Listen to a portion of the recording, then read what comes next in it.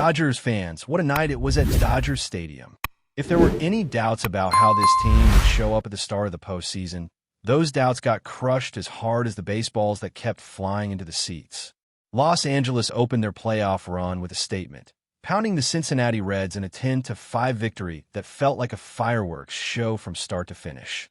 The bats were alive, the energy in the stadium was electric, and for those who wondered if this lineup would rise to the occasion, Shohei, Ohtani, and Teoscar Hernandez gave a clear and emphatic answer.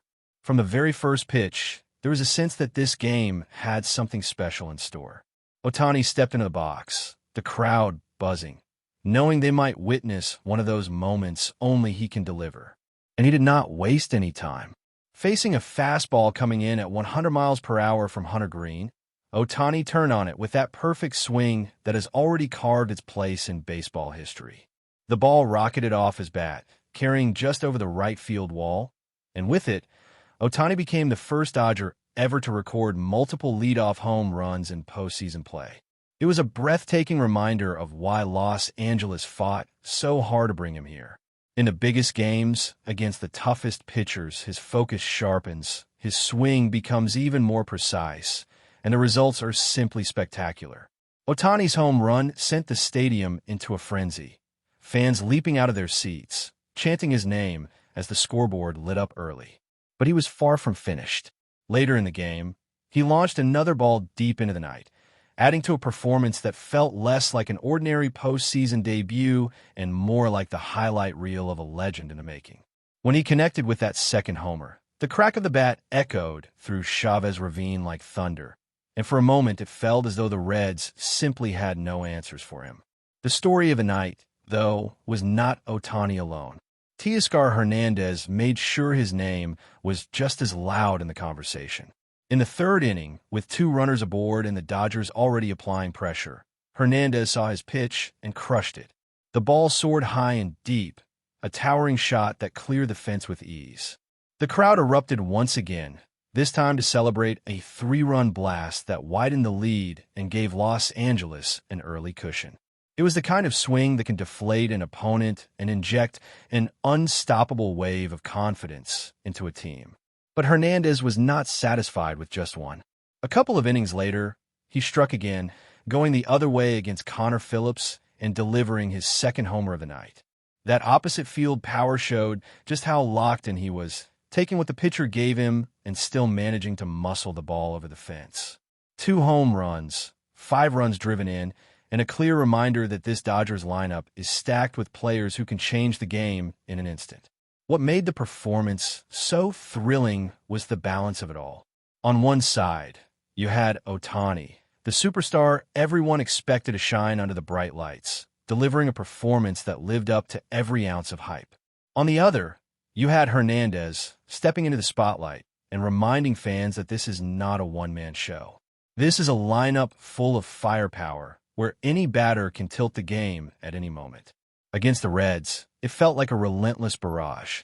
Pitchers could not find a safe place in the strike zone because every mistake was punished and every hard pitch was met with even harder contact. By the time the dust settled, Los Angeles had 5 home runs on the night, a true show of strength in their first playoff appearance of the year. Yet, for all the fireworks and offensive dominance, there was still a lingering concern that made this win feel a little less comfortable than it should have. The Dodgers bullpen, a unit that has been under the microscope for much of the season, nearly turned a blowout into a nail-biter. Heading into the 8th inning, Los Angeles had built what looked like an insurmountable 8-run lead. But as Reds hitters refused to go quietly, that margin started to shrink. Pitch after pitch missed its target, command issues piled up, and what should have been a routine inning stretched into a marathon of 30 minutes and nearly 60 pitches. 3 different pitchers were needed just to record 3 outs, and along the way the Reds chipped away, cutting the lead down to 5 and even bringing the potential tying run into the realm of possibility with 1 good swing. It was a reminder that no matter how explosive the offense is, the postseason always finds a way to test every weakness. For the Dodgers, that weakness right now is the bullpen. Both Alex Vesia and Edgardo Enriquez, pitchers who have shown flashes of brilliance throughout the season, struggled to find their rhythm on this night. Their command fell apart, their pitches lost bite, and suddenly what had been a comfortable win turned into a situation where fans started holding their breath again. The frustration was visible, not just in the dugout, but in the stands as well. Games in October are not supposed to feel safe until the final out is recorded, but the Dodgers would much rather avoid the unnecessary drama that unfolded in that eighth inning. Manager Dave Roberts did not shy away from addressing it after the game. While he praised the offense for doing exactly what was needed to set the tone, he also acknowledged that the bullpen cannot afford lapses like this if Los Angeles wants to go deep into the postseason. Ohtani and Hernandez may have stolen the show, but the reality is that the Dodgers will not be able to rely on 10-run performances every night.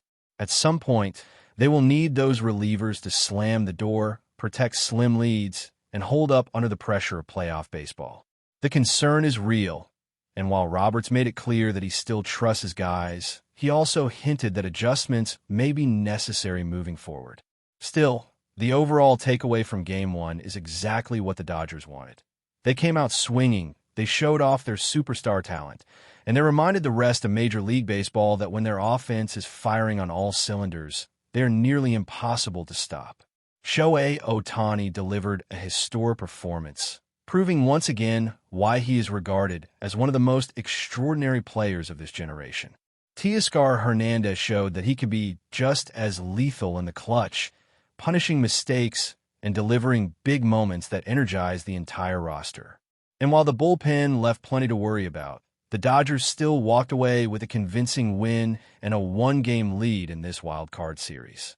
Just when fans thought the Dodgers had revealed all their firepower on the field, the real drama began even before the first pitch of the wild card series was thrown. The roster announcement dropped, and it carried some decisions that stunned everyone, decisions that had people talking just as much as the 10-5 win over Cincinnati.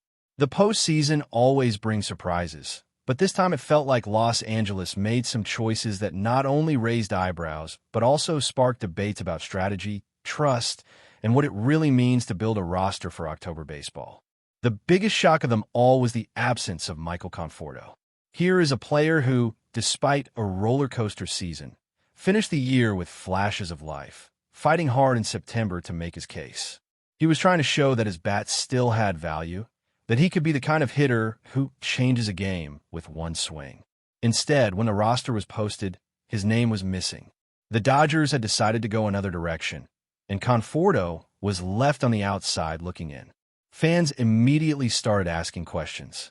How could a $17 million player, someone with postseason experience and power potential, not be part of the mix when every at-bat matters? Manager Dave Roberts was pressed about it, and while he kept his explanation measured, his words revealed the harsh reality of playoff baseball. For Roberts, the decision came down to a simple calculation. When the game is on the line, whose bat would he rather have available? Will Smith's or Michael Conforto's? And the answer, at least right now, is Will Smith. Smith had been sidelined for weeks after taking a foul ball off his hand, a setback that many feared would take him out of the postseason completely. But his recovery was steady, and just in time for October, he returned.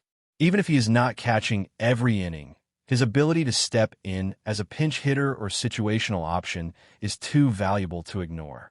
Roberts essentially admitted that Smith's track record, his clutch hitting, and his ability to raise the quality of an at-bat in big moments outweighed whatever upside Conforto might bring. It was a cold truth, but one that highlighted the unforgiving nature of this stage. In September, Conforto may have finished strong compared to earlier months, but in the grand scheme, he still wrapped up a year below the Mendoza line, hitting just .199 with a dozen home runs. Those numbers, paired with inconsistent results throughout the season, were not enough to secure a spot when every roster decision is magnified under the playoff lights. Roberts, for all his loyalty and reputation as a player's manager, made it clear that sentiment does not win championships. Performance does, and at this moment Smith's bat was the safer bet. That is not to say Roberts threw Conforto under the bus. Quite the opposite. He praised him, called him one of his favorites, and insisted that he would be ready if needed. The postseason is long and unpredictable. Injuries happen, matchups change, and suddenly the player left off today might be the hero tomorrow. But for Game 1 for this wild card series, the Dodgers went with depth in the infield, knowing that Max Muncy and Tommy Edman would be heavily leaned upon. The need for flexibility outweighed the need for Conforto's left-handed power, at least in the eyes of the staff making those difficult calls. The ripple effect of that decision was felt across the fan base. Some agreed with Roberts, pointing out that Conforto's struggles had made him unreliable in key spots. Others argued that postseason baseball is all about moments, and even a cold hitter can suddenly find lightning in October. After all, baseball history is filled with unexpected heroes. The truth, though, is that the Dodgers are not lacking in firepower. With Ohtani, Hernandez, Freeman, Betts, and Smith back in the lineup, they already boast one of the most intimidating batting orders in the league. The challenge is finding the right balance of offense, defense, and situational matchups, and for now, Conforto simply does not fit into that puzzle. As if that decision was not enough to stir conversation, another name missing from the roster had fans stunned: Clayton Kershaw. The legendary left-hander, the face of the Dodgers pitching staff for more than a decade, was not listed for the wild card round. At first glance, it seemed unthinkable. How could a future Hall of Famer, someone who has carried this franchise through countless Octobers, not be available for this opening series? But in this case, the reasoning made sense. Kershaw had just pitched the regular season finale, leaving him unavailable until the start of the next round against Philadelphia. It was not about performance or health. It was simply about timing. There was no way to reset his arm in time for the Red Series, so rather than carry him as a non-factor, the Dodgers left him off, knowing he will be back when the games get even bigger. That did not stop the emotional reaction, though. Seeing a postseason roster without Clayton Kershaw felt strange, like a play without its lead actor. Even if the logic was sound, it underscored just how different this October feels. The Dodgers are still Kershaw's team in many ways, but they are also transitioning into a new era, one led by Ohtani, Hernandez, and an explosive offense. Kershaw's absence served as a reminder of the passage of time and the constant evolution that every championship team must navigate. Another unexpected omission was Anthony Bonda, a pitcher who had been excellent down the stretch. Over his last 23 2/3 innings, he had posted an earned run average of 1.52, numbers that suggested he could be a valuable weapon out of the bullpen. Instead, the Dodgers opted for Tyler Glasnow, betting on his power arm and playoff upside. Banda's exclusion was less about performance and more about the specific lanes and matchups Roberts wanted to line up against the Reds. Still, it was a bold choice considering how well Bonda had been throwing. For some, it felt like gambling with stability in favor of raw potential. But before we move forward, don't forget to join our channel and give this video a like. Your support helps us keep delivering the latest news about the Los Angeles Dodgers. We'd love to hear your thoughts on the news, so drop a comment below.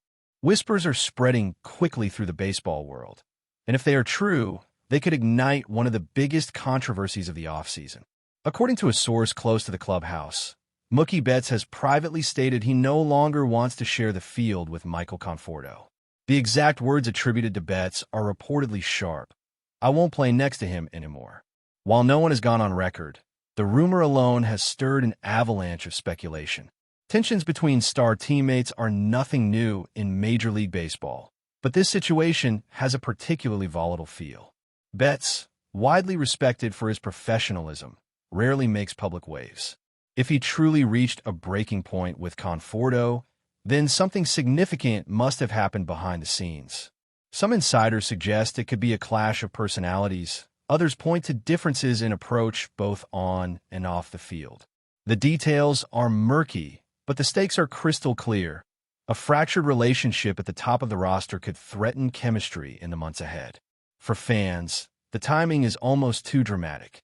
Teams are preparing strategies, front offices are weighing moves, and now this potential rift has entered the conversation. Could it force a trade? Could one of the players be benched or shifted? Even those ideas feel extreme, yet when the demand comes from someone of Betts' stature, they cannot be dismissed outright. What makes the rumor even more intriguing is Conforto's relative silence. He has offered no public statements, leaving the impression that either he is unaware of the storm gathering around him or he is choosing to stay above the noise. Betts, meanwhile, has not spoken openly, which only fuels the mystery. Clubhouse unity is often invisible until it cracks. This particular crack, if real, could widen into a storyline that dominates the season. For now, it remains only a rumor, a whisper. But in baseball, as in life, whispers often carry further than shouts. That's all for this update. If you enjoyed the video and want to stay up to date with exclusive news about the Los Angeles Dodgers, be sure to subscribe to our channel and hit that like button. We always appreciate your comments and feedback. See you in the next video.